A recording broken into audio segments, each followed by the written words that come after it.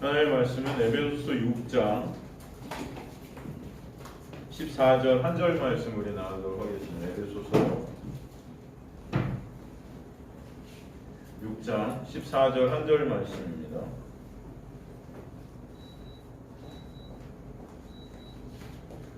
에베소서 6장 14절 한 절 말씀 찾았으면 저 여러분 합독하도록 하겠습니다. 에베소서 6장 14절 한 절 말씀이 찾아졌으면 합독하도록 하겠습니다. 시작. 그런즉 서서 진리로 너희 허리띠를 띠고 의의 호심경을 붙이고. 아멘. 하나님 감사합니다. 오늘도 말씀을 통해 주님의 놀라운 은혜를 더욱더 깨닫는 주님의 백성들 되게 하시며 온전히 주님만을 바라보게 하시고 주님의 놀라운 은혜가 역사케 되는 그 역사 가운데서 정말 그 은혜만을 저희들 의존케 되는 귀한 역사가 있게 하여 주옵소서. 은혜 아는 자들 되길 간절히 소망합니다. 그리고 말씀을 통해 오늘도 우리 실존을 보게 하시며 그 실존을 덮고 가리고 놀라운 은혜 가운데로 우리를 감싸고 계신 하나님의 놀라운 역사가 어떤 것인지를 더욱더 깨닫게 하여 주옵소서. 끝까지 주님께서 그렇게 이끌어 가시고 인도해 가실 줄 믿습니다. 미천한 영혼 가리시고 주님만 드러나는 시간 되도록 이끌어 주옵소서. 감사드리며 예수 그리스도의 이름으로 기도드리옵나이다. 아멘. 우리가 이제 저번 시간에 하나님의 전신갑주의 구체적 내용들을 다시 보충적으로 설명하면서 하나님의 전신갑주가 무엇임을 또 보게 되죠. 그 첫째로 이제 등장한 것이 뭐냐면은 진리의 허리띠다 그랬어요. 그죠?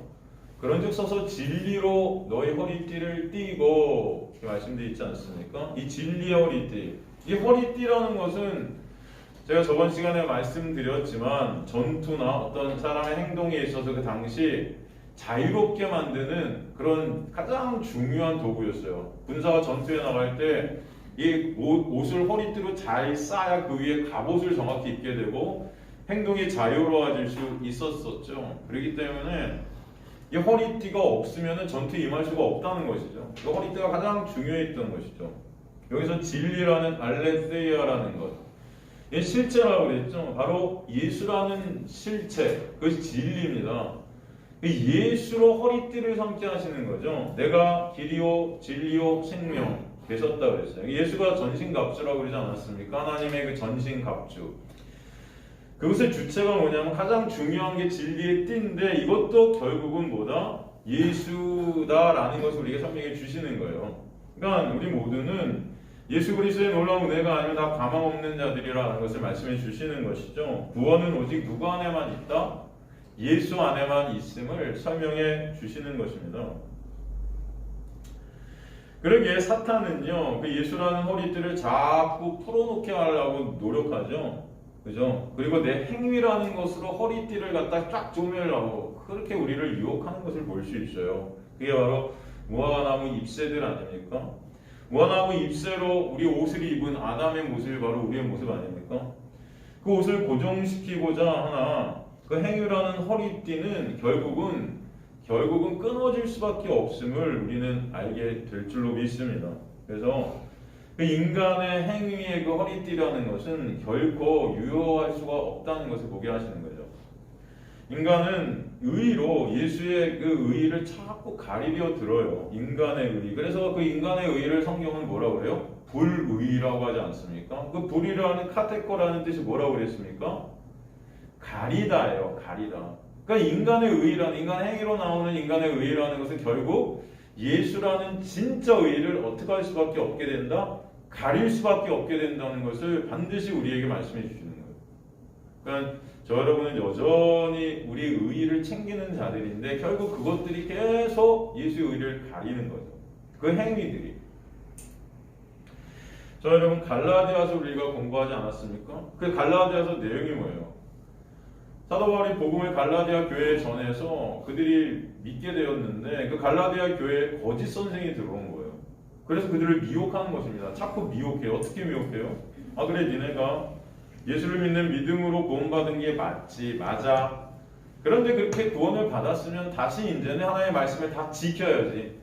율법 다 지켜야지. 그래야 진짜 구원받은 백성이야. 그래야 진짜 구원이 이루어지는 거야. 그렇게 미혹하는 것입니다. 행위로 자꾸 가게 하는 거예요. 그게 바로 인간의 의의를 싹해 만드는 거거든요. 그게 바로 사탄의 계략이라고 그랬습니다. 그 구원은 처음부터 끝까지 오직 누가 이루세요? 예수 홀로 이루시는데 거기에 우리의 행위를 갖다 덧붙이자는 거죠. 그렇게 행위를 덧붙일 때 인간들은 반드시 그 행위에 대한 영광을 챙기려 듭니다. 그 의에 대한 영광을 반드시 인간들은 어떻게 해요? 챙기려 들어요. 그게 우리의 죄성이거든요. 이게 본성이에요. 갈라디아서 1장 6절에서 9절 보면 그래서 사도가 굉장히 격앙되어서 그들을 갖다 저주하고 있지 않습니까? 갈라디아서 1장 6절에서 9절 보면 그리스도의 은혜로 너희를 부르신 이를 이같이 속히 떠나 다른 복음 따르는 것을 내가 이상하게 여기라. 다른 복음이 나오는 거예요. 이건 가짜 복음이라는 것입니다. 모양은 복음의 형태예요. 그런데 가짜라는 거예요. 이게 지금 속히 떠나 이게 뭐냐면은 너무나 성급하게 떠나오는 우리의 모습들을 보여주는 거예요. 아니 매 순간 은혜를 설교하고 은혜를 갖다가 전하고 은혜를 갖다 체휼했던 자들이 1년 내내 은혜를 듣고 십자가의 놀라운 은혜를 갖다 매 순간 우리는 선포하고 들었는데도 불구하고 어떤 사람이 딱 하나 와갖고 니네 열심히 행해야 돼. 그래야 구원을 이루는 거고 그래야 천국 가고 상이 있어 라고 한마디 했더니 그걸로 다 넘어가 버리는 거예요. 인간들. 여러분 저는 절대로 안 그럴 텐데요. 그럴 것 같죠? 제가 그것을 갖다가 아주 매 순간 경험하면서 살아요. 옛날에 신촌에서 정말로 신촌에서 그때도 그 개척해서 이 지하에 있었을 때 저 365일 십자가만 얘기하고 은혜만 얘기하고 은혜를 갖다 나누고 했었는데 그때 우연찮게 미국에서 어떤 한 목사님이 오셔갖고 그 사람이 신사도파 은사주의 그런 것들을 주장하는 그런 분이었는데 예언을 막 직통계시를 받고 한다는 거예요. 그래갖고 막 거기는 저희 성도들 다 막 그거 받을 사람 그러니까 세상에 난 솔직히 한 명도 안 나올 줄 알았어. 다 나가더라고. 진짜 다 나가고 이게 쭉 쓰더라고. 막 그러더니 당신은 어떻게 될 거래. 그런데 다 칭찬이야. 다 잘 될 거야. 다 복 받을 거래. 나는 원하지 않는데 또 나한테 오더니 그러더라고요. 아, 이 교회 저 문으로 청년들이 벌떼같이 들어. 여기가 청년들이 앉을 자리가 없게 될 거래. 말도 안 되죠. 그러고 나서 2개월 후에 제가 읍면동으로 왔어요. 근데 정말 웃긴 거는 그렇게 그 당시에 청년들과 성도들이 2년 정도를 갖다가 그렇게 은혜만 들었는데 십자가만 들었는데 예수 그리스도만 들었는데도 그 사람 딱 가고서 난리 난 거예요. 청년들이 딱 모여갖고 막 나누는데 야 내가 이렇게 될 거래 할렐루야 너무 신난 거야 이게 자기가 잘 될 거라고.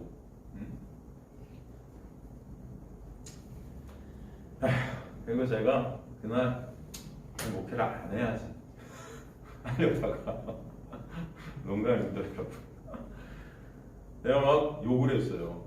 넌 뭐 하는 건지 진짜 이게 뭐 하는 거냐고 진짜. 어떻게 2년 내내 십자가만 들었는데 그 사람이 잘 될 거야. 무슨 무당이죠 그게. 그죠? 예언하는 거야 예언. 그거에 다 넘어가고 신나하는 인간들의 모습. 그러면 지금 이 갈라디아인들의 이 갈라디아 성도들의 모습이 사실은 우리랑 다를 바가 없는 거예요. 사도 바울이 직접 하고 복음을 전하고 그 복음을 받아들였단 말이에요. 할렐루야 예수 그리스도가 아니면 안 되는구나. 근데 갑자기 어떤 사람이 와갖고 니네 그래도 행해야지 이제. 그래야 복받아. 그래야 구원을 이뤄. 그래야 상급이 있어. 이러니까 할렐루야 다시 행하자. 한 번에 다 넘어갔어. 여러분 사람들은요 자기 영광 챙기기에 아주 갈급한 자들이에요. 그냥 이런 행위들을 갖다 얘기하고 내가 뭔가 한다, 내가 뭔가 해서 내가 칭찬받고 인정받고 내 가치가 높아지는 거에 올인할 수밖에 없는 그런 죄성을 갖고 있기 때문에 아무리 은혜를 말해도요, 한 번 이런 얘기 딱 하잖아요. 그럼 너무 좋은 거예요. 그냥 다 넘어간 것입니다. 오직 저와 여러분은 예수가 아니면 안 된다는 그 예수라는 복음만 유효함을 아시길 간절히 소망합니다. 그 예수라는 진리의 허리띠, 그 허리띠, 예수라는 허리띠가 아니면 우리는 존재할 수도 없는 자들이에요. 그런데도 그 허리띠를 갖다 예수의 허리띠, 진리의 허리띠가 아닌 어떤 다른 허리띠를 계속 참여를 하고, 그죠? 그래서 나를 자랑하고 싶은 자들이 바로 우리라는 것입니다. 그래서 예수라는 진리의 허리띠를 띠는 길밖에는 우리가 생명을 얻을 길은 없음을 사도 바울은 계속 얘기하고 있는 거예요.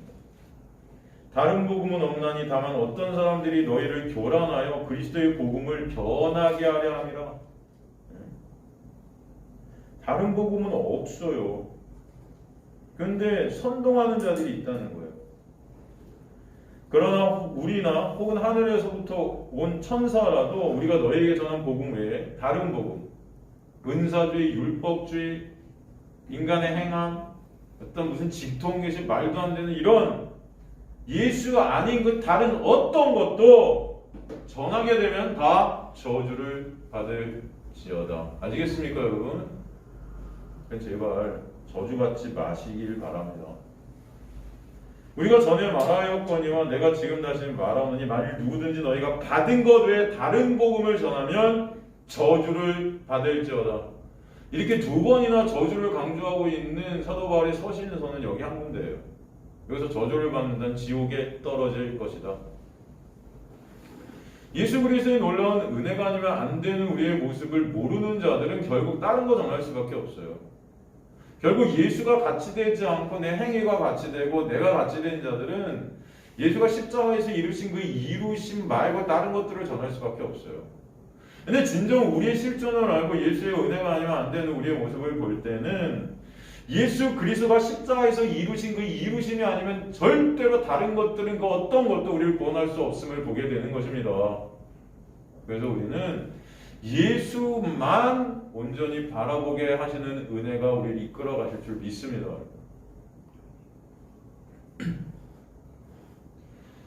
그래서 이 진리의 허리띠도 예수인 거죠. 예수예요. 그리고 14절에 두 번째로 나오는 단어가 뭐냐면 의의 호신경이에요. 의의 호신경. 오늘 이제 우리가 살필 건데 사실 이제 이 의의 호신경부터 그 밑으로 쫙 나오는 여러 가지 것들은 뭐냐면은 이 진리의 허리띠를 구성하는 요소들이다 이렇게 보시면 돼요. 진리의 허리띠를 구성하고 있는 요소들이라는 것을 알게 하시는 거예요. 그 요소 중 첫 번째 나오는 게 뭐다? 의의 호신경. 디카이오신의 호신경, 노락스라고 그래요. 노락스. 먼저 호신경에 대해서 우리가 한번 살펴보겠습니다. 호신경, 노락스. 이게 뭐냐면은 이 가슴, 배를 갖다가 가리고 있는 흉배예요. 그러니까 옛날 여러분 로마 같은 데 보면 이 군인들, 특히 장교들 같은 경우 갑옷을 쫙 입는데 이 여기서부터 가슴부터 이 배까지 하나로 탁 통째로 가려주죠. 근데 그게 굉장히 두꺼운 아주 얇은 철판과도 같은 그런 갑옷. 여러분 생각나시죠? 막 철같이 막 반짝반짝 막 빛나갖고 물론 뚫리긴 뚫리겠지만 굉장히 두껍고 굉장히 강하게 만든 그런 모습을 볼 수 있죠. 그런 보호구예요. 보호구. 그러니까 가슴과 배를 보호하는 건데 이 가슴과 배를 보호한다는 당시의 의미는 어떤 의미가 있었냐면은 이게 중요합니다. 가슴과 배 안에 뭐가 들어있죠? 특히 가슴 안에는 뭐가 들어있죠? 가장 중요한 게 인간에게 있어서 심장이 들어있어요. 그 다음에 이 배 안에 가장 중요한 거는 뭐예요? 이 내장, 창자, 어떤 위, 그죠? 간은 여기인가요? 하여튼간 이 안에 인간의 가장 중요한 요소들이 다 들어있는데 이런 것들이 뭘 의미했느냐? 당시 고대 사람들이 가슴과 배 안에는 심장, 내장 이런 것들을 인간의 기분, 인간의 감정, 마음의 상태 이런 것들을 의미한다고 생각했어요. 우리가 이 폐, 이 심장이라는 것, 이런 것들은 보통 heart, 이게 뭐예요? 어떤 사람의 마음을 갖다가 이렇게 의미하는. 성경에서도 그랬고 그 심장을 갖다 쓸 때는 사람의 그 마음, 그런 것들을 의미하죠. 그 다음에 창자, 여러분 창자 같은 거 보세요. 성경에서 창자를 갖다가 쓴 단어들이 많아요. 창자가 찢어지는 고통, 뭐 이런 창자를 찢어뜨리신다. 구약에 보면 예레미야 이런 어떤 선지서들 같은 데 보면은 선지자들이 이스라엘 보면서 이 창자가 찢어질 만큼의 그 고통을 갖고 있다라는 어떤 그런 표현들이 굉장히 많이 나와요. 시편에도 나오고. 그게 뭐냐면 인간의 마음과 기분, 감정을 그것을 통해서 표현했던 거예요. 그죠? 창자가 끊어진다는 거, 얼마나 처절한 고통과 고난 속에 있는가, 그런 감정 가운데 있는가, 그들을 보면서 불쌍히 여겨지는 거죠. 여러분, 긍휼이라는 단어가 헬라어로 뭐죠? 스플랑크 조마이라는. 스플랑크 조마이라는 긍휼이 원래 뜻이 뭐예요? 창자가 찢어지다예요. 끊어지다예요. 그러니까 하나님께서 우리를 긍휼을 우리에게 베푸셨다는 것은 하나님께서 창자가 찢어지는 아픔 가운데 계셨다는 건데, 누구 때문에? 예수 그리스도가 십자가에서 찢어지시기 때문에. 그 놀라운 십자가의 은혜 때문에 우리에게 긍휼이라는 게 온 거죠. 그죠? 그래서 그 긍휼이라는 단어 안에는 창자가 찢어지다는 뜻이 있어요. 이해가 되시죠? 그래서 십자가의 그 예수 그리스도의 놀라운 은혜가 바로 긍휼 아닙니까? 그게 하나님 편에서 보면 고통인 거죠. 창자가 찢어지시는 그 아픔인 거죠. 이사야서 6장 11절 보면은, 이사야서 6장 11절도 보면은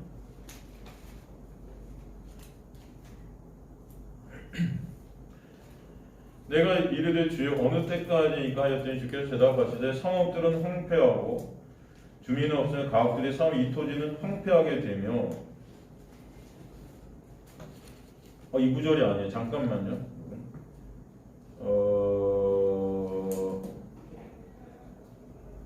잠깐만요.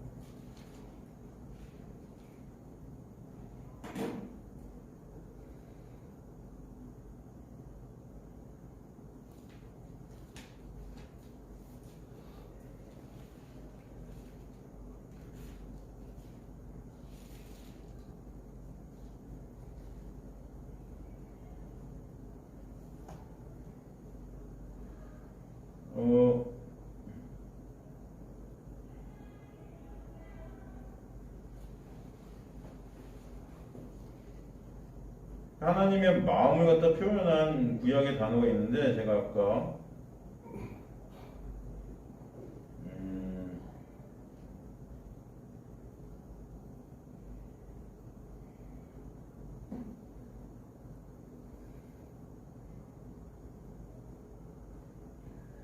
그래서 이사야 42장 1절에는 내가 붙드는 나의 종 내 마음에 기뻐하는 자, 여기서 마음이라는 단어가 나오거든요. 이 마음이라는 나의 마음, 내 마음.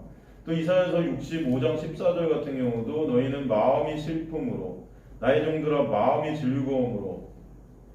이런 마음이라는 단어가 히브리어로 사실은 심장, 내장이란 뜻이에요. 심장, 내장. 그러니까 마음을 갖다 심장에 빗대고 내장에 빗댄 것을 볼 수 있죠. 그러니까 여기서 우리가 알 수 있는 것이 무엇이냐면은 이 호신경, 이 흉배가 무엇을 방어하는 도구다?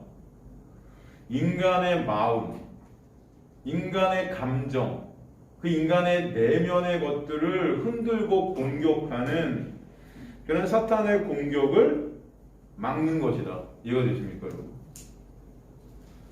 다시 설명합니다. 이 호신경이라는 것, 이게 뭐냐면은 이 흉배, 이 방어막인데, 우리 갑옷 같은 이 가슴과 배를 보호하는 장신구인데, 이것이 무엇을 방어하냐면은 인간의 감정, 마음, 인간의 내면의 것들을 흔드는 어떤 사탄의 공격. 감정을 막 흔들잖아요, 여러분. 우리 마음을 막 흔들어 놓는 그런 어떤 것들, 그죠? 그래서 사탄의 공격들을 막아주는 거예요. 영적인 모습인 거죠. 그렇다고 한번 생각해 보세요, 여러분. 사탄이 무엇으로 인간의 내면의 상태를 흔듭니까? 사탄이 무엇을 가지고 인간의 어떤 마음들을 자꾸 뒤집어 놓고 흔들까요? 가장 심한 게 뭐죠? 하나님의 말씀으로 흔들어요. 율법으로 흔들어요. 율법을 통해서 인간의 마음을 갖다가 흔듭니다. 계속 율법을 통해서 정죄하고 참소하죠. 인간의 행위로 정죄케 합니다. 그리고 정죄 가운데 두려워 떨게 만들어요. 그 두려움 가운데 자유라는 것을 상실케 만들어요. 그게 바로 사탄이 하는 일이고 이 세상 가운데 이루어지는 일들이에요. 이게 사람을 두려움 가운데 몰아넣습니다. 계속. 그리고 두려움 가운데 있게 되면 사람은 옴싹달싹 못하게 그 두려움 가운데 아무것도 못해요. 점점 죽어가는 거예요. 그런 모습들이 있을 거예요, 없을까요? 전 지금도 그런 일들이 너무 많은 것 같아요. 이 세상 가운데. 지금 벌어지는 이 사태들을 한번 보시면은 사람들이 굉장히 두려움 가운데 몰아가는 것 같은 느낌들이 전 너무나 많아요. 통제하고 억압하고 굉장히 두려움들을 조장케 해요. 막 조장하게 만들어요. 가만히 보면 아무것도 아닌데 기가 막 두렵게 만들어 막. 그럼 여러분 어떻게 그 두려움 때문에 서로를 갖다 찌르기 시작합니다. 사람들은. 안 그럴 것 같죠? 정죄하기 시작하는 서로를. 그리고 그 인간의 행위를 통해서 또 뭘 쌓게 하냐면 의의를 쌓게 만들어요. 인간 스스로가 신의 자리에 앉아서 그 의의로 자신의 영광을 챙기는 일을 하게끔 해요. 그럴 때 진정한 기쁨과 진정한 안식이 아닌 가짜 기쁨, 가짜 안식, 이 가짜의 것들을 계속 생성케 만들어서 거기서 착각하게 만드는 거죠. 나 자신을 못 보게 만드는 거예요. 이것은. 자꾸 나를 갖다 감싸는 인간의 의의는 모든 것들을 못 보게 만듭니다. 나도 모르게 만들고 하나님도 못 보게 만들고 은혜도 못 보게 만들어요. 인간이. 그게 바로 사탄이 공격하는 거예요. 말씀을 가지고. 그런 사탄의 공격을 막아버리는 것이 흉배, 호신경이라는 것이죠. 그러기에 호신경이 어떤 호신경이라고 성경은 우리에게 말씀하시냐면 그냥 호신경이 아니라 의의 호신경이다 말씀하고 있는 겁니다. 의. 여기서 의의 호신경이라 할 때 그 의는 디카이오시네잖아요. 그것이 무엇이에요? 구체적으로 그 의. 도덕 윤리적인 어떤 의를 말하는 게 아니고 그것은 바로 의 대신 우리에게 한 의가 주어졌는데 그 의 대신 예수 그리스도를 말씀하는 거예요. 로마서 3장 19절에서 24절 보면 로마서 3장 19절에서 24절 보면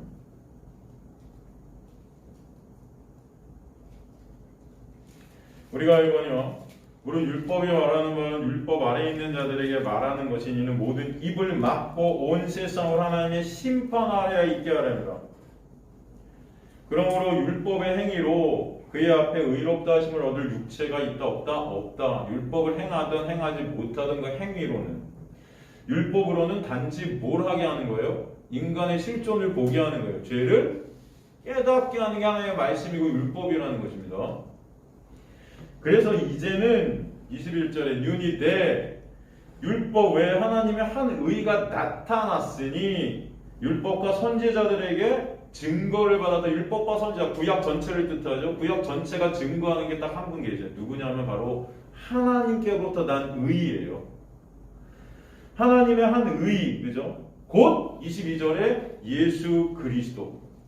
그 예수 그리스도를 믿음으로 말미암아 모든 믿는 자에게 미친 하나님의 의인이 차별이 있다 없다? 없는 거예요. 은혜니까. 이걸 은혜라고 하는 거예요. 예수 그리스도로 말미암아 모든 자에게 미치게 된 놀라운 은혜. 바로 그것을 갖다가 의라고 하는 것입니다. 모든 사람이 죄를 범하였음에 하나님의 영광이 이르지 못하더니 그리스도 예수 안에 있는 성령으로 말미암아 하나님의 은혜로 값없이 의롭다 하심을 얻은 자 되었느니라 말씀해 주십니다. 이게 바로 예수 그리스도로부터 오게 된 의라는 것입니다. 그죠? 빌립보서 3장 4절에서 9절도 마찬가지 아닙니까? 빌립보서 3장 4절 9절도 보면 그러나 나도 육체를 신뢰할 만하며 만일 누구든지 다른 이가 육체를 신뢰할 것이 있는 줄로 생각하면 나는 더욱 그러하냐. 여기서 육체를 신뢰할 만하다는 것은 사도 바울의 그 행위, 사도 바울이 살아왔던 그 행적들이 엄청 훌륭했다는 거죠. 신뢰할 만하다는 거. 인간들이 볼 때는 와 대단해, 거룩해 보여, 정말 말씀을 갖다가 온전히 지킨 자 같은 모습, 정말 저런 의의는 없을 것 같은 그런 육체를 신뢰하면 신뢰할 것이 있는 줄로 생각하면 나는 더 끌어대요. 사람들이 그 육의 어떤 행위를 갖다 보고 사람들을 신뢰한다면 나는 정말 이 세상의 톱이야. 뭐 이런 말 합니까? 왜? 나는 8일 만에 할례를 받고 이스라엘 족속이요 베냐민 지파 히브리인 중에 히브리인 율법으로는 바리새인이요 열심으로는 교회를 박해하고 율법의 의로는 흠이 있대요 없대요? 그러니까 하나님의 말씀을 죽어라 지켰다는 거예요. 행위로. 사람들이 볼 땐 그래서 흠이 없어요. 흠이 여러분. 대단하죠. 정말 대단하죠. 아마 지금도 이런 분이 우리 교회에 계셔서 존경을 받을 거예요. 사람들은 이런 율법의 의로 흠이 없는 사도바를 엄청 존경했을 것입니다. 당시.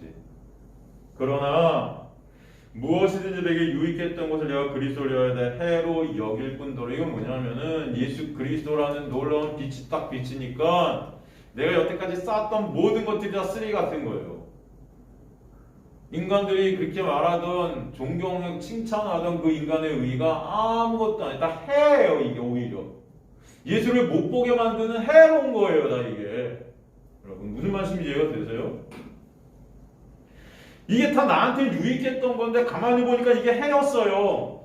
무슨 말인지 이해가 되십니까? 사람들이 칭찬하고 존경하고 이게 나 유익이야. 내 유익 쌓기, 내 가치 쌓기. 근데 이게 예수 앞에서는 다 뭐예요? 해로운 것들이었어. 또한 모든 것을 해로 여기면 내 주 그리스도 예수를 아는 지식이 가장 고상하기 때문에 이제는 그 예수만 의니까 예수가 아니면 안 되는 거잖아요.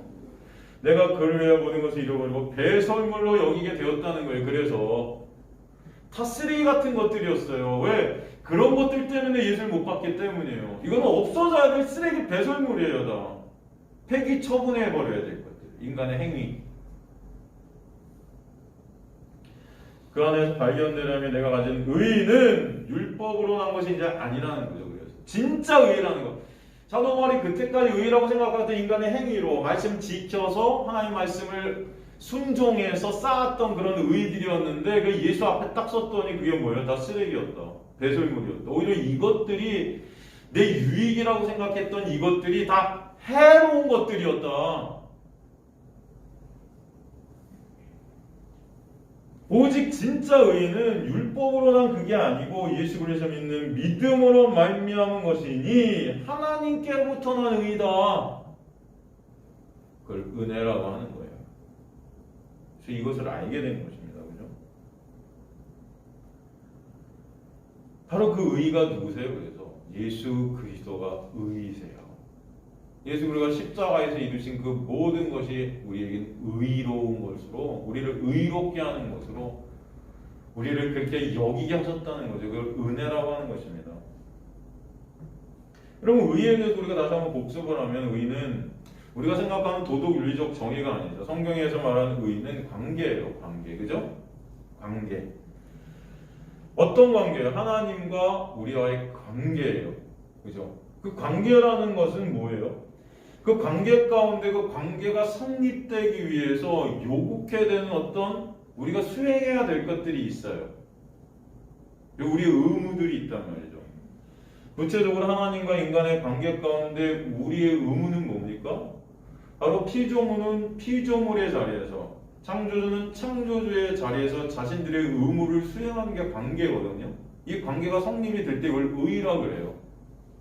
만약에 피조물의 자리를 벗어나서 창조주의 자리에 딱 앉아있으면 그 관계는 깨지는 겁니다. 그죠? 피조물은 피조물의 자리에서 수행해야 될 관계성이 있는 거예요. 그 관계의 요구, 그걸 의라고 하는데 피조물은 어떤 것들을 의무적으로 수행해야 되는가 하면은 창조주의 공급하심만을 의존해야 돼요. 창조주가 매 순간 공급하심으로만 살아가야 돼요.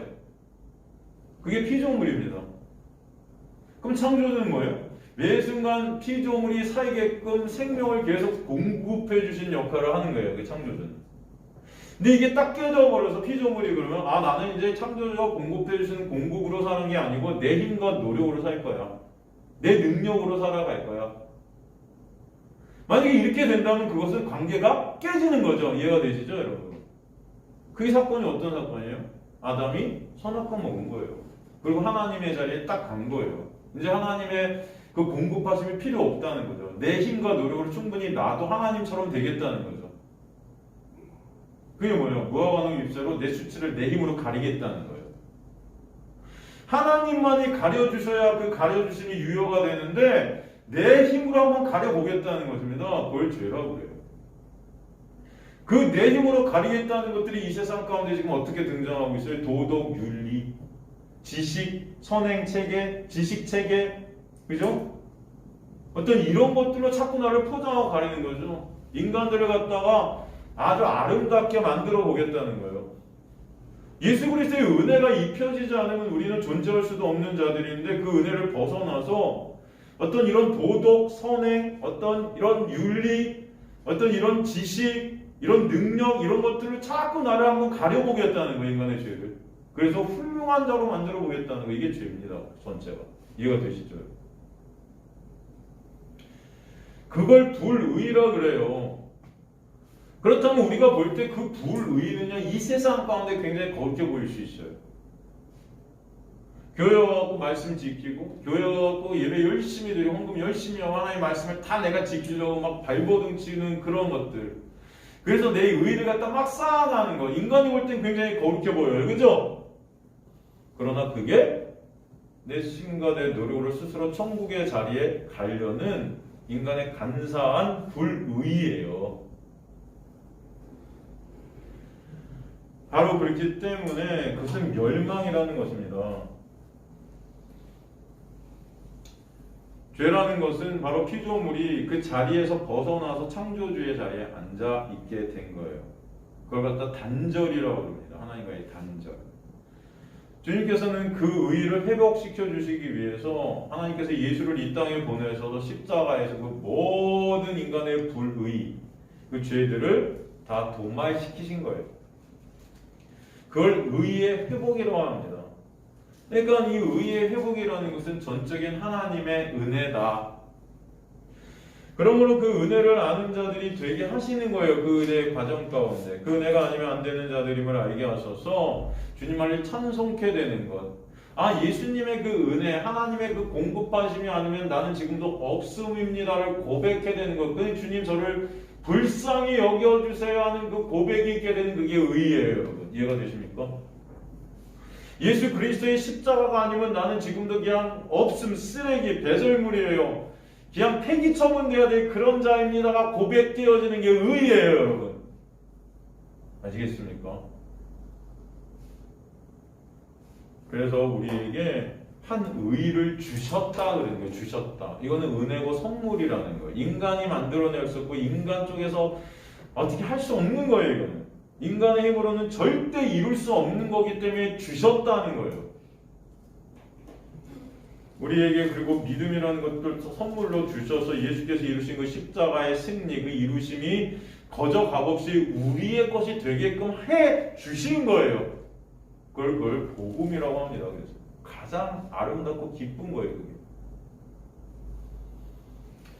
그러게 이제 그 예수를 믿는 믿음 안에서 예수 안에 있게 된 자가 결코 뭐가 없게 된 거죠? 정죄함이 없게 하시는 거예요. 정죄함. 그래서 예수를 믿게 하신 그 믿음 안에서 그 의 되신 예수가 우리의 마음, 우리의 행위를 근거로 쑤셔대는 그 사탄의 역사를 다 어떻게 해요? 무효화시키시는 것입니다. 사탄이 우리의 행위, 말씀을 갖고 율법을 갖고 우리 막 흔들 때 그 의의 흉배 대신 그 의, 그 예수 그리스도의 놀라운 은혜가 우리를 갖다 막는 거예요, 다. 그 놀라운 은혜를 표현한 단어가 오늘 본문에 의의 흉배, 의의 호신경이라 한 겁니다. 구체적으로 제가 쉽게 설명해 드릴게요. 또 이게 무엇을 의미하는가? 사탄 마귀는요 항상 우리를 어떻게 하죠? 참소해요. 그래서 사탄을 갖다가 참소하는 자라 그래요. 고발자라 그러죠. 고발합니다. 얘 이렇대요, 얘 저렇대요. 하나님 쟤 보세요, 저 욕 보세요. 우리 성도 중에 저 이 집사 보세요, 김재선. 얘 이거 완전히 이거 지옥 백성 맞잖아요. 하나님 보세요. 얘 좀 고발해 계속. 얘 하나님 말씀 안 듣네요. 항상 뭐로 고발해요? 율법으로 고발해요. 하나님 명령하신 것으로 하나님 명령 안 들어요. 얘 쳐 죽이셔야죠. 계속 고발해요. 사탄은. 하나님 한번 얘 보세요. 얘가 무슨 성도입니까? 말씀도 지키지 않는 저런 자가 무슨 성도예요? 응? 저게 무슨 집사예요? 저게 무슨 권사예요? 이거 목사예요, 저게? 전 성도도 아니에요. 너도 한번 생각해봐. 사탄이 우리한테 말하는 거야. 너도 한번 생각해봐. 야, 너가 그러고도 구원을 받는 자니? 너가 그러고도 성도야? 너 행하는 꼬락선이를 한번 보라고. 너가 무슨 구원을 받은 자야? 그렇게 우리한테 사탄이 우리를 참소하고 우리에게 정죄를 할 때 하나님의 놀라운 은혜 밖에 은혜를 선물로 믿음으로 받지 못한 교인은 어떻게 할까요? 그런 자신을 정죄해요, 같이. 맞아. 어떡하지? 나는 지옥에 떨어져야 맞아. 이 감정이 흔들리기 시작하는 거예요. 요동치게 마음이 흔들리는 거죠. 맞아, 난 지옥에 떨어져야 맞아. 어떡하지? 그러고선 나오는 게 뭐냐면 행위예요. 나는 이제 교정하는 거죠. 나 스스로를 내가 교정하는 거야. 나 이제 말씀을 지켜야지. 오늘부터 못 지켜던 말씀을 지켜야지. 회개 기도하면서 매일 잘못한 것들 매일 회개하는 거죠. 1분 1초마다 회개하는 거죠. 그러면서 안 하려고 이제 노력하는 거죠. 행위로 나갑니다. 이것을 평생이에요. 평생. 그러니까 하루에도 천국과 지옥을 막 오가는 거예요. 조금 잘 행하면은 천국 백성 같고 잘 못하면 지옥 백성 같고, 그죠? 다 뭐예요? 예수는 없고 나만 있어요. 예수의 십자가의 이루심은 없고 내가 이루심만 있어요. 겉으로 보일 때는 이것이 굉장히 의로워 보이고 멋져 보일 수 있는데 이게 바로 내가 행하는 마귀적 행위임을 아시라는 거예요. 내 의 싹해요, 이게. 이게 당시 바리새인들이 했던 거예요. 그래서 예수께서 오셔서 그들에게 너희 아비가 마귀야 그러신 거예요. 그건 뭐예요? 너는 마귀 새끼야 그러거든요. 그런데 그렇다면 하나님의 놀라운 은혜 안에 있게 된 하나님의 놀라운 은혜를 선물로 받아 믿음 안에 있게 된 하나님의 자녀는 어떻게 이것을 반응하냐 하면 이제 사탄 마귀가 야, 너 같은 인간이 뭐가 성도야? 야, 너 같은 인간이 무슨 구원을 받아서 사탄 마귀가 참소할 때 그는 어떻게 반응합니까? 맞아. 그래. 나는 내 행위로 볼 때는 정말 지옥에 떨어져야 맞아. 그래, 네 말대로 나는 구원받지 못하게 보여지는 게 맞아. 그런데 너 마귀, 너 그거 알아?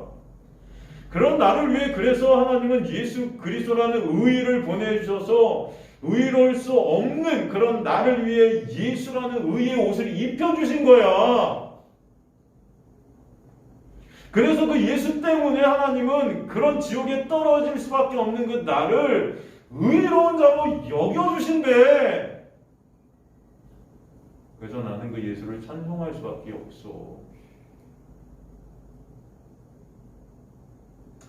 그러게 난 예수로 인해서 거저 은혜로 거룩한 하나님의 백성으로 여김받게 되었어. 그래서 그 은혜 안에서 여전히 나는 불의한 자 맞아. 그런데 하나님은 그런 나를 예수 때문에 지금도 의로운 자라고 기뻐해주고 계셔. 바로 예수가 나의 의야. 여러분, 이 반응으로 나오는 자가 어떤 자예요? 구원받은 자예요. 은혜를 아는 자예요. 이게 바로 의의 호신경을 착용하고 있는 은혜가 있는 자임을 아시기 간절히 소망합니다. 제가 여기서 구체적으로 풀어드리는 거예요. 나의 행위를 보면요, 인간들은 나의 감정, 나의 양심, 내 마음이 흔들릴 수밖에 없어요. 내 행위 가운데. 나는 지옥에 가야 마땅한 자이고, 나는 구원받지 못한 자 같고, 그런 기분과 감정에 넘어지지 않게 하시려고 주님 앞에 예수라는 의의 흉배로 입게 하시고 서게 하시는 거예요. 그 은혜를 표현한 단어가 바로 의의 흉배입니다. 저와 여러분의 모습을 가만히 생각해 보시라고요. 여러분 거룩하세요? 네? 여러분 구원을 받았다고 하는 여러분, 은혜를 안다고 복음을 안다고 하는 여러분, 정말 거룩하십니까? 우리의 모습을 보면요, 거룩은 진짜 말도 안 돼요. 가만히 보면 여전히 나만 챙겨요. 내 행위들. 그것으로 의 쌓으려 들고요. 칭찬 받으려 들고요. 누가 한 번 칭찬하면 좋아 죽어요. 누가 욕하면 열받아. 네? 나는 간대 없고 예수만 남았다고요? 나는 간대 없어요, 여러분이? 나만 있는데 여전히? 네? 감정과 이 마음이 매일 하루 종일 요동치고 있어요. 네? 여전히 내 행위로, 내 죄로 불안하고 여전히 초조하고 여전히 내 의 쌓을 때는 기분 좋고 누가 칭찬하고 내 같이 올라가면 여전히 기뻐 날뛰는 우리의 모습들이 있단 말입니다. 그런데 하나님의 놀라운 은혜는 그런 나의 모습을 보면서 그런 나의 실존을 보게 하시면서 예수로 나가게 하신다고요. 그래서 예수 그리스도가 계신 것이 정말 감사케 하시는 거예요.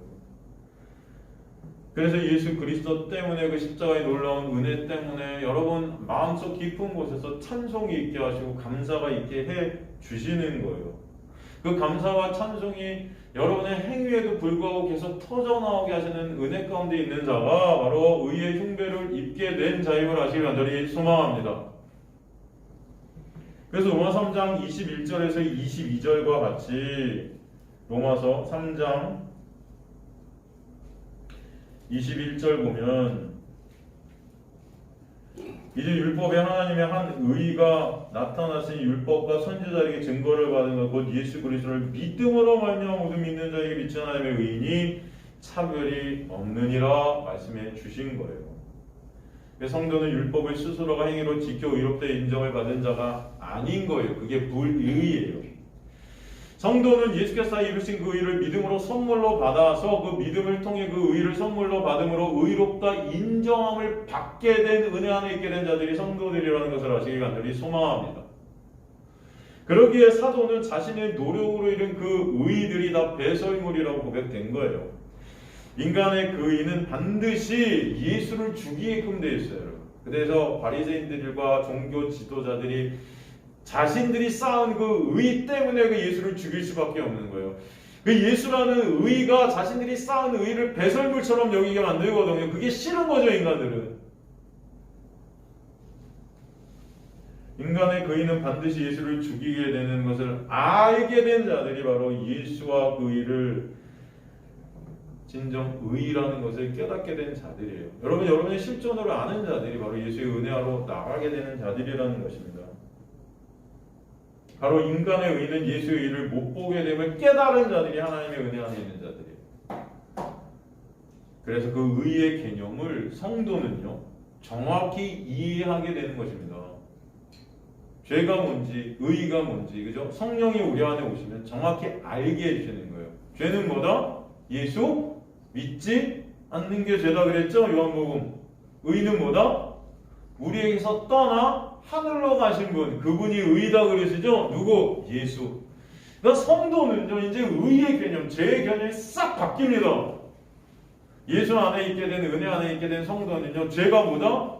예수 믿지 않는 것이 죄라는 것이 처절하게 깨달아진. 의는 뭐다?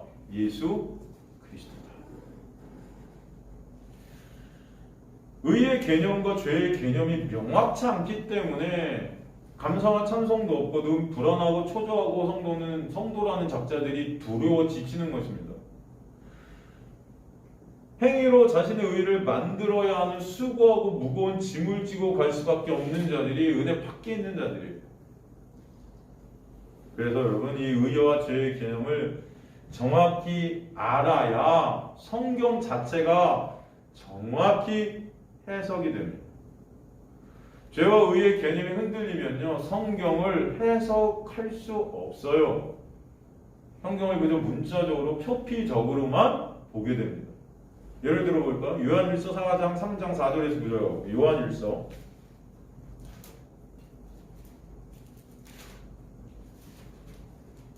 3장 4절에서 9절 보면 죄를 짓는 자마다 불법을 행하나니 죄는 불법이라 그가 우리 죄를 없애려고 나타나신 것을 너희가 아나니 그에게는 죄가 없느니라. 그 안에 거하는 자마다 범죄하지 아니하나니 범죄하는 자마다 그를 보지도 못하였고 그를 알지도 못하였느니라. 자녀들아 아무도 너희를 미혹하지 못하게 하라. 의를 행하는 자는 그의 의손같이 의롭고 죄를 짓는 자는 마귀에게 속하나니 마귀는 처음부터 범죄함이라. 하나님의 아들이 나타나신 것은 마귀의 일을 멸하려 하심이라. 하나님께로부터 난 자마다 죄를 짓지 아니하나니 이는 하나님의 씨가 그의 속에 거하며 그도 범죄하지 못하는 것은 하나님께로부터 났음이라. 여러분 이 말씀 다 아시는 말씀이죠. 요한일서 지금 제가 읽어드린 것을 그냥 말씀 문자 그대로 보면 여전히 나는 죄를 범하는 것 같거든요. 그러면 여러분은 어떠세요? 여러분도 죄를 범하죠? 안 범하세요? 나는 이제 거룩하세요? 나는 이제 완전 깨끗해?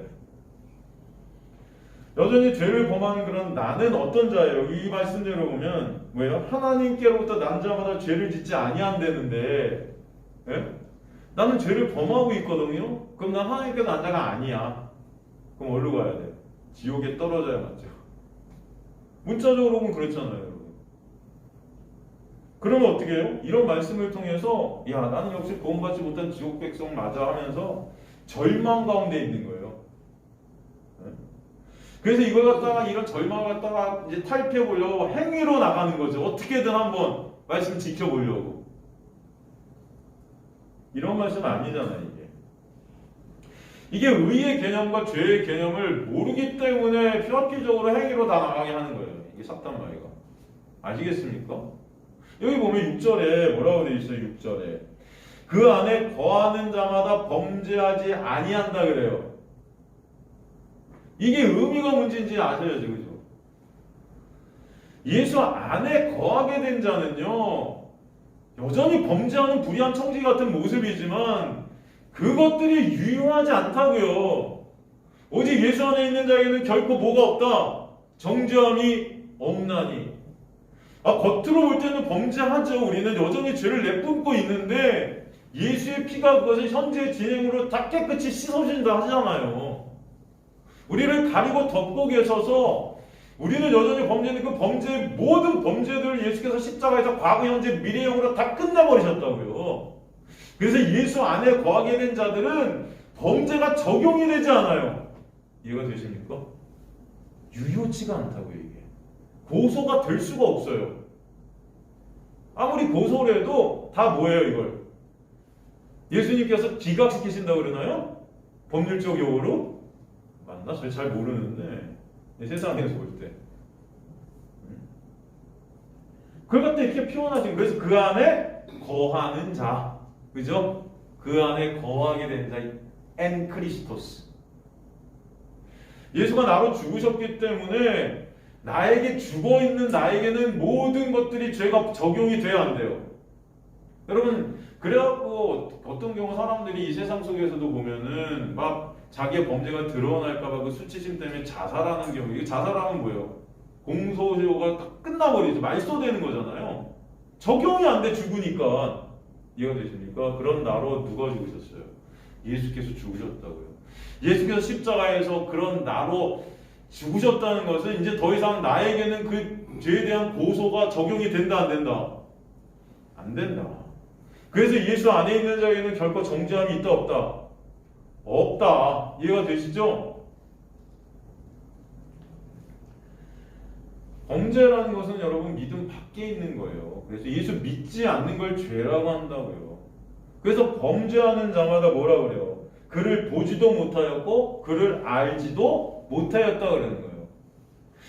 여러분 우리가 행위로 볼 때 야 저 사람은 정말 거룩해 보여. 죄 안 짓는 것 같아. 깨끗해. 죄 없이도 살 사람 같아. 하지만 그 사람이 뭐예요? 예수를 모를 때 그 사람 뭐예요? 이미 범죄하는 거예요. 다. 모든 것들이 범죄예요. 여러분. 이 개념이 여러분 정말 이 세상에선 통하지 않는 개념이겠죠? 그러니까 이 세상 사람들이 이 기독교를 이해를 못해요. 그래서 예수 믿는 사람들이 그래서 예수님 당시에도 핍박받을 수밖에 없었던 거예요. 이해가 안 되니까 이게. 그들에겐 예수가 의거든요. 근데 인간들이 볼 때는 의는 뭐예요? 인간의 행위로 만든 어떤 것들이죠. 이해가 되시죠? 완전 개념이 다르니까. 근데 인간들은요, 이 성경을 볼 때 그런 개념으로 의의 개념과 죄의 개념을 정확히 모르고 이것들을 보니 이게 해석이 안 되죠. 다 자기 의 쌓는 율법이에요, 이건 그럼. 여기서 의를 행하는 자 그러잖아요. 의를 행하는 자. 7절에 보면 의를 행하는 자, 이 행한다가 포예요예요, 여러분. 어떤 인간의 행함을 말하는 게 아니고 포예요. 뭐예요? 창조, 만듦, 유에서 무가 되는 것이 행한다는 어떤 우리나라 성경이 이렇게 썼지만 이것은 뭘 뜻하는가 하면은 예수 그리스도의 놀라운 일하심이에요. 구원의 역사라고요, 여러분. 이 구원의 역사 안에 있게 된 자, 이 예수의 놀라운 행하심 안에 있게 된 자는 그의 의로우심과 같이 의롭다는 거예요. 예수가 십자가에서 다 이루신 그 의 안에서 의롭게 됐다는 것입니다. 이해가 되십니까? 그런 뜻이 뭔가 행해요. 의로운 것들을 행하면 의로워요. 그러면 여러분 그렇게 그런 어떤 행함으로 의로운 사람들은 얼마나 많습니까? 어떻게 보면은 인간적으로 볼 때 그럼 다 천국 가요? 그런 사람들이? 성경이 그렇게 말합니까? 아니잖아요. 아니 성령 주님의 이름으로 하다 귀신도 고치고 주님의 이름으로 이런 것도 하고 주님의 이름으로 뭐뭐하고 주님의 이름으로 뭐뭐 했어요. 죽이라 많이 했어요. 어떻게 보면 세상 사람들이 볼 때 저 사람은 정말 대단해. 다 행했대. 근데 예수님이 뭐래요? 불의를 행한 자라 난 널 도무지 알지 못했다 해서 떠나. 여러분 이해가 되십니까 이게?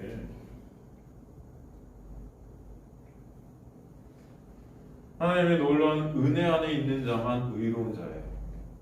그것을 꼭 잊지 마시기 간절히 소망합니다. 죄를 짓는 자라는 것은 예수 믿지 않는 자예요. 그 은혜 밖에 있는 자예요. 그래서 여러분 보세요. 8절에 보면 죄를 짓는 자는 어디에 속했다? 마귀라는 영역에 속했다는 거예요. 예수 밖에 있다는 거예요, 여러분. 이 세상의 영역 딱 두 가지예요. 예수라는 영역과 마귀라는 영역. 예수 밖에 있는 자들은 다 마귀에게 속한 거예요. 그 자들은 다 범죄하는 자들이에요. 이해가 되십니까? 인간 눈으로 볼 때 거룩해 보여도 예수 밖에 있는 마귀 안에 속한 자들은 다 범죄하는 자들이라고요. 제가 세상에서 여러분 이렇게 말하니까 세상 사람들은 열받겠죠. 왜? 나는 열심히 의롭게 살고 있는데 왜 내가 범죄하는 자야? 왜 예수 밖에 있으면 범죄야? 여러분 그 세상 사람들은 열받는 거예요. 그러니까 기독교는 핍박당할 수밖에 없어요. 그렇지 않습니까? 예수 안에 있으면 다 의롭대요. 왜? 꼬라지를 보면 아닌데 교회 안에 있는 사람들 보면 꼬라지를 보면 여전히 싸움박질하고 있는데 쟤네가 뭐가 의로워? 그래서 지하철에서 싸우면 왜 여기가 교인 중에 아냐고 그런대잖아요. 그죠? 그렇다고 여러분 싸우라는 거 아니고 또 이제 싸워도 되겠네? 이게 여러분 방종이에요. 하나님의 은혜를 진짜 알게 되면 하나님이 그렇게 놔주시지도 않겠지만 끌고 가시겠지만 하나님의 은혜를 한다고 야 이제 막 살아도 되겠는데 이건 하나님의 은혜를 모르는 거죠. 이 은혜가 밖에 있는 자예요. 이것도 역시 행위거든. 행위. 막 산다는 어떤 행위로 나가도 될 것 같은 거다. 전부 인간들은 행위 따지고 있는 거예요. 9절에 보니까 뭐라고 되어 있어요? 하나님께로부터 난 자마다 죄를 짓지 아니하나니 하나님의 씨가 그의 속에 거함이요. 그 씨가 뭐예요? 예수 그리스도라는 그 놀라운 은혜의 씨. 그도 범죄하지 못하는 것은 하나님께로부터 났음이라. 이건 뭐예요? 하나님의 놀라운 은혜 안에 있으면 모든 범죄가 적용이 안 된다. 이해가 되시죠? 여전히 우리는 나의 유익을 위해 내 칭찬, 내 가치 쌓기 여전히 죄만 생산해냅니다. 그래서 우리 호흡하는 것도 죄예요. 밤에 보면 예수의 그 놀라운 십자가의 은혜 안에서 그러나 그 모든 우리가 생산해내는 죄들이 다 가리워지게 하시는 거예요. 그래서 결론적으로는 우리가 죄를 짓지 못하는 자가 되게 하신 것입니다. 이게 이해가 되시죠? 죄와 상관없는 자가 되게 하신 거예요. 상관이 없어요, 여러분. 그래서 예수 안에 있는 자는 죄와 상관없기 때문에 죄가 죄로 인정이 된다 안 된다? 죄가 죄로 인정이 되는 게 정죄거든요. 죄로 정해버리는 거예요. 이거를 너 죄야. 근데 이게 인정이 안 돼요. 정죄함이 있다 없다? 없다. 그리고 하나님의 놀라운 은혜는 왕노릇 하셔서 그 은혜 안에서 내 영광 쌓게 그 육을 계속 차압해 가시고 오직 예수 그리스도 안 의 안으로 함몰시켜 가셔서 예수만 바라보고 예수만 의존케 하시는 그 자리로 이끌어 가시는 것입니다. 그 은혜가 여러분에게 흐르고 있음을 잊지 않으시기를 간절히 소망합니다. 요한일서 1장 6절 10절도 여러분 제가 몇 번이나 설명했지만 같은 말씀인데 다시 한번 볼게요.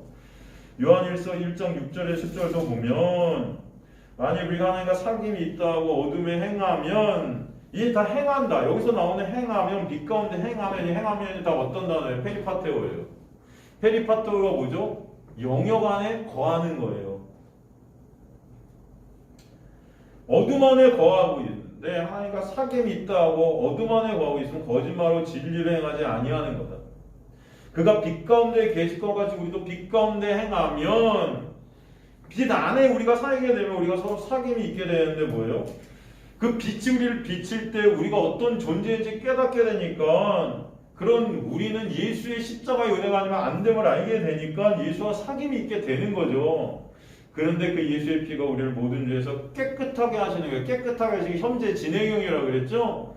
매 순간 그 피가 우리의 모든 죄들을 지금도 씻고 가리셔서 정죄함이 없게 하신다고요. 예수 안에서.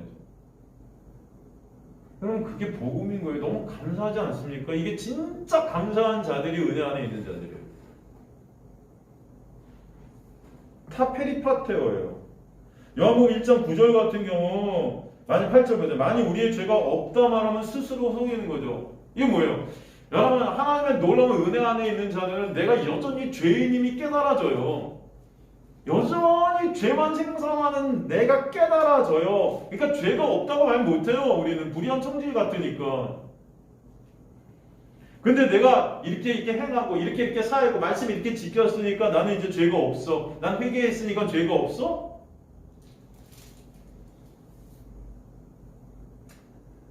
회개라는 것은 내가 그냥 고백했다고 이게 회개가 아니에요, 여러분.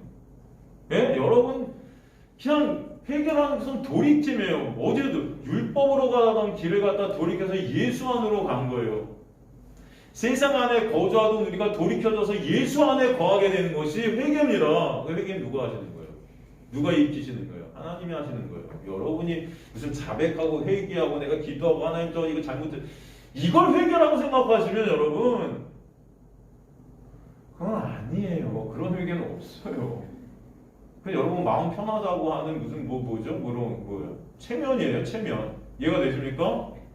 많은 사람들이 아주 헷갈려해요. 그런 것들을 아주 행위로 다가요. 뭔가 잘못하고 나는 회개하면 된대. 그런 말도 안 되는 기독교가 어디 있습니까, 여러분? 뭐 잘못하면 회개하면 돼요? 마음은 똑같은데? 에? 마음은 예수님 사랑하지도 않고 하나님 사랑하지도 않는데 그저 나 천국 가고자. 그게 여러분 죄죠. 안 그렇습니까? 예수님을 바라보지도 않고 예수님의 은혜는 모르면서도 그냥 나 하나 천국 가고 잘 먹고 잘 살려고 회개하는 거야. 그러면 다 그렇게 신앙생활하는 거 아니에요, 우리? 그런 그 나만 바라보고 있는 그 자체가 죄라고요. 그러면 그 나만 바라보고 있는 그 회개 자체도 죄죠. 그게 어떻게 회개입니까, 여러분? 말도 안 되는 것들을 가르쳐요, 교회에서. 만일 우리가 우리를 자백하면 이런 말들을 갖다가 굳이 그대로 해석을 갖다가 표면적으로만 하니까 사람들이 그냥 자백만 하면은 무슨 미쁘시고 의로서 우리 죄를 모든 무죄를 깨끗하게 하신대요. 자백함, 면에 모모함, 면은 헬라어 원어에 없어요. 여러분 가로쳐버리세요. 그리고 자백이라는 이 헬라어가 호몰로게요. 이거 되게 중요한 단어거든요. 그냥 자백하는 게 아니에요. 이건 그냥 자백이 아니고 우리 마음속에서 시인되는 거예요. 이해가 되세요? 뭐가 시인돼요? 예수 그리스도의 십자가에 놀라운 은혜가. 그거 아니면 안 되는 내가 시인이 되는 거지 자백이 아니에요. 근데 이렇게 번역을 해놨지? 동이 되는 것입니다. 그게 동이. 내 안에서 예수의 십자가가 아니면 안 되는구나가 동의가 되어버리는 거예요. 이거 은혜죠. 이게 어떻게 동의가 돼요? 여러분의 힘으로. 그리고 이 호몰로게라고 하는 이 단어는 참 재미있는 게 찬송하다예요. 찬미하다라는 뜻이 있어요. 이 안에. 여러분 이게 진짜 동의될 때 누가 찬송받으시냐면 예수 그리스도가 찬송받게 되시는 거예요. 이게 법적 의미의 단위거든요. 이 자빅이라는. 그러니까 번역은 했지만 이거는 정확한 번역으로 여러분 지워버리시고 동의되어지다, 시인되어지다 그게 써놓으세요. 이건 엄숙한 법정에서 이게 인정이 되어지고 공인이 되어지는 것입니다. 내가 죄인임이 인정되어지고 시인되어지고 공인되어지는 거예요. 그냥 내가 죄진 것도 저거 말로 하면 다 용서받고 천국 간다 이런 뜻이 아니고 여러분 내가 철저하게 내 전체가 죄덩어리임이 그래서 그런 나를 위해 예수 그리스도의 십자가의 은혜가 아니면 안 되는 그런 내가 시인되어지고 공인되어지는 거. 이건 하나님의 은혜를 설명하는 거예요. 그 뭐예요? 모든 불의에서 우리를 깨끗하게 하신 거예요. 이미 하실 것이라고 하는 거예요.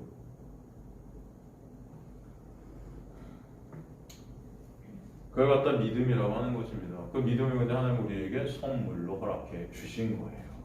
그래서 그 믿음으로 난 의만 의인 거예요. 지금도 하나님은 그 놀라운 은혜를 현재 진행형으로 우리에게 베풀어 주시고 계심을 말씀해 주시는 것입니다. 그 은혜를 아는 자가 의의 흉배를 입게 된 은혜 안에 있는 자이고 그 은혜가 알아질 때 감정이나 행위가 아니라 그 믿음이 역사하셔서 오직 예수만을 바라보게 하시고 의존케 하시는 그 놀라운 은혜가 있게 하시는 거예요. 찬송가 작사가인 모트라는 분이 계세요. 미국 분이신 것 같은데 이분이 500 몇 장인가? 찬송가 이렇게 쓴 시가 있어요. 여러분 들어보세요. 나의 소망은 오직 예수의 보혈과 예수의 의 위에 세워져 있네. 나의 소망이 어디 세워져 있다고요? 오직 예수의 보혈과 예수의 의 위에만 세워져 있는 소망이라는 것이 다른 어떤 인간의 행위, 어떤 인간의 것들이 아니라고요. 나의 달콤한 기분이나 어떠한 감정들조차도 나는 더 이상 신뢰할 수 없네. 인간의 행위에서 오는 어떤 감정들, 야, 난 천국 갈 것 같아, 오늘 난 지옥 갈 것 같아, 그것으로 초조하고 두려움에 쌓이고 하는 여러 가지 감정들의 요소적인 것들이 이제는 더 이상은 그거 신뢰할 것들이 아니야, 이제는.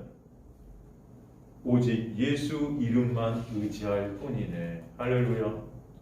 누구 이름만? 예수 이름만. 나는 굳건한 반석 되시는 예수 위에 서 있네. 다른 모든 토대는 무너질 것들이라네. 다른 모든 토대, 인간의 행위, 인간의 어떤 것들 다 무너지는 모래일 뿐이네. 나는 변치 않는 그의 은혜만을 의존하리. 높고 거친 풍랑일 때 나는 나의 닻을 그의 은혜에 두리라. 여러분 하나님의 백성들의 삶 가운데 있는 모든 상황 사건들은요 오직 예수 그리스도의 놀라운 은혜에 우리의 덫을 두게 하시는 역사임을 믿으시길 간절히 소망합니다. 그것을 알게 될 때 진정 내 감정, 내 기분, 내 행위가 아닌 예수의 놀라운 은혜로 어떤 상황 가운데에서도 주님만을 바라보게 하시고 그 주님을 찬송케 되는 자리로 끌고 가실 줄 믿습니다. 그 믿음 안에 있는 자들이 바로 의의 흉배를 입게 된 은혜를 입게 된 자들임을 저는 믿습니다. 그 저와 여러분이 그 믿음 안에 있게 되기를 주님의 이름으로 간절히 축원합니다.